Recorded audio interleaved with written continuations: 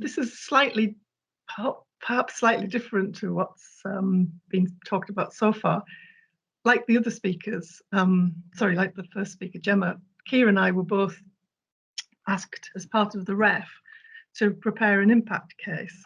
And this first part of the talk is just sort of reflecting on that process, really, and not in a bad way, but just to talk about the process and, well, literally, who knew? Could we have the first slide, please, Kia? So my sort of argument about this is regarding impact, who knew? When we came to write our impact statements for the REF, those of you who haven't been part of it maybe don't know, but we were asked to write essentially a 7-year report of what we'd been doing over the last 7 years or longer even.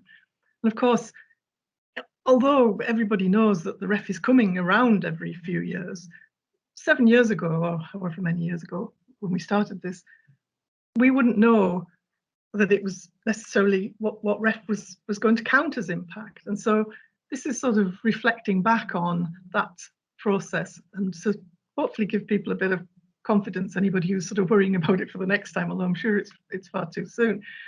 Because you know, as it says on the slide, in a 7-year reporting cycle, how can we know what will be happening ahead in the future? I'll explain a bit about that in the next slide. How can anyone know what they should be doing so that it ends up as impact? And what is impact anyway? So we've got a bit of, you'll all have to wake up now and come away from whatever it is you're doing, everybody, because there's audience participation now. So we're going to ask you some questions, okay? And you can put in the chat box yes or no. So could we have the next slide, please, Kia? The first question is, what is impact? Right, so to have impact, there has to be some demonstrable effect as a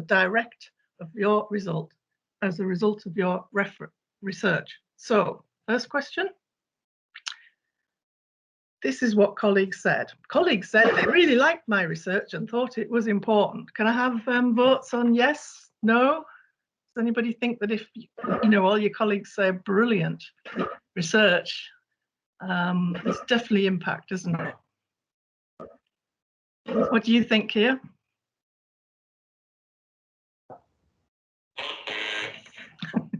Well, that's a no.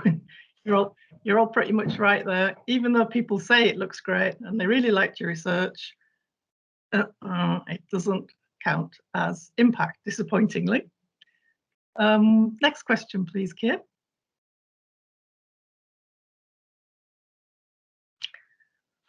I got invited to an all expenses paid trip to Berkeley CA to talk about my research.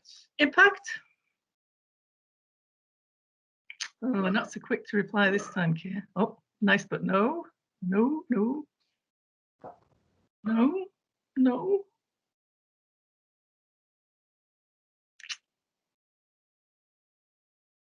Well, yep, you're all right. Kia, what do you think?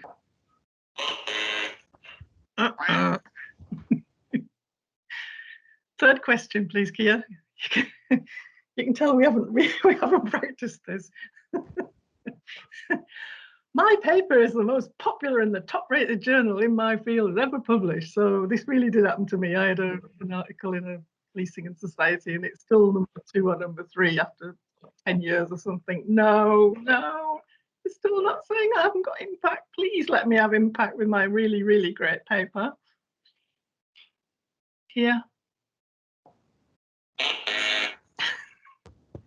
So all of those are no's. So how could we possibly know 7 or 8 years ago what we were supposed to be doing if we were doing all these great things, or everybody was saying it was great? We get invited all over the world, and I'm getting a paper published in the most prestigious journal, and it's really popular. Next slide, please, Kia.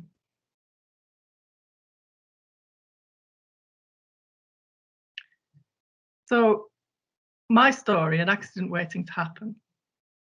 This is the story of what did lead to my impact very quickly. None of those other things counted, but these things do. So my story is, back in 2003, I was invited to take part in a study about police integrity. I published a paper, that's the one I'm talking about, that's still number 2 or number 3 in the top journal. I started to annoy people because I started going around telling people about my research and how important it was, mostly people in the police. And from around 2010, so that took about 7 years, people finally started listening because I kind of wore them down by going to conferences and bothering them and pestering them. 2011, I did a follow-up study of the 2003 paper. And in 2013, this was the kind of point at which I think I probably sort of cut through the knowledge gap, was when I got invited to a parliamentary select committee conference where, unbeknown to me, you know, I thought a select committee, you'd sort of sit in front of a small group of people in a small room. I don't know why I thought that was what was going to happen, but I ended up with sort of 300 people in the audience. Of course, a lot of people got to see my research, which was brilliant. So I got a lot of invites, including people from the Home Office who wanted me to come and talk about the research.